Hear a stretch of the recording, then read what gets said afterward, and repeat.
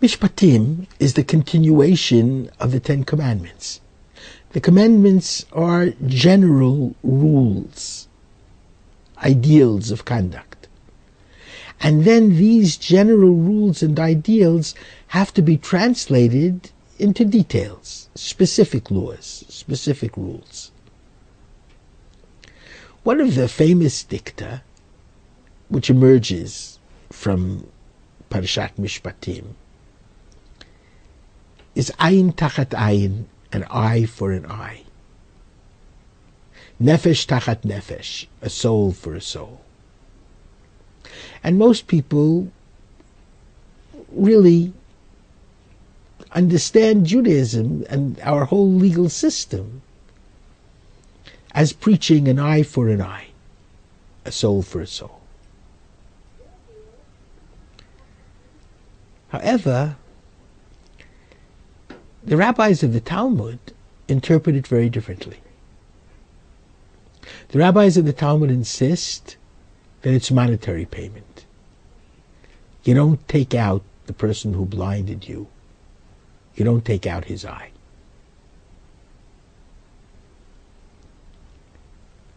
But how do we understand how the rabbis interpret it? And how do we understand the fact that the Bible doesn't say it? Doesn't mention money at all?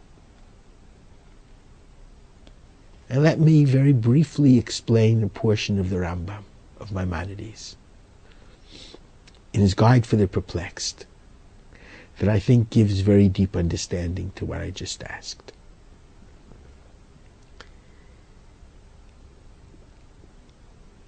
There's a written law and there's an oral law. The written law, the Pentateuch, the 5 books of Moses, the oral law, the Talmud, and all the codes, and the set table of Jewish law.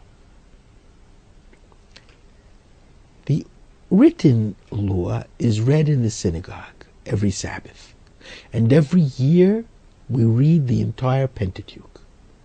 We finish it on Simchat Torah and start all over again on Shabbat when we read Bereshit in the beginning of the fall season, before the High Holy Days.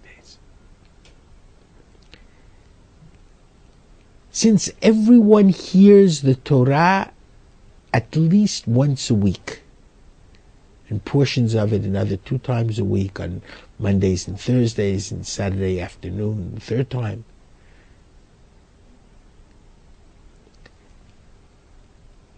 and the purpose of the Torah, the written Torah, is to educate your conscience. And if your conscience is to be educated, your basic moral sense is to be developed.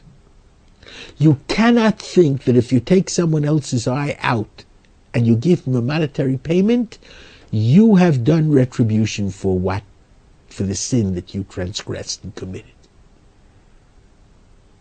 The only way you can do that is by your eye being taken out. Only then will you understand the enormity of what you did. Because no eye can be compensated for with funds. And you have to understand that in your conscience and in your soul. However, then comes the oral law, and the oral law says, but wait a moment. Not everybody's eye is the same. One person's eye had better vision, the other person's eye was almost blind before his eye was taken out. There's one person who uses his eyes every day in his professional work. There's someone else for whom his eyes are not that important. You can't have a price. You can't have an eye taken out for an eye. You have to have an estimated value and a price placed on it. So that's the oral law, making the written law livable.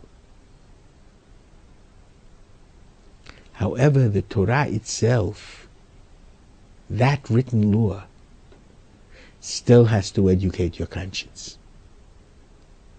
And at the end of the day, you still must understand that even if you made monetary compensation, you didn't take away the pain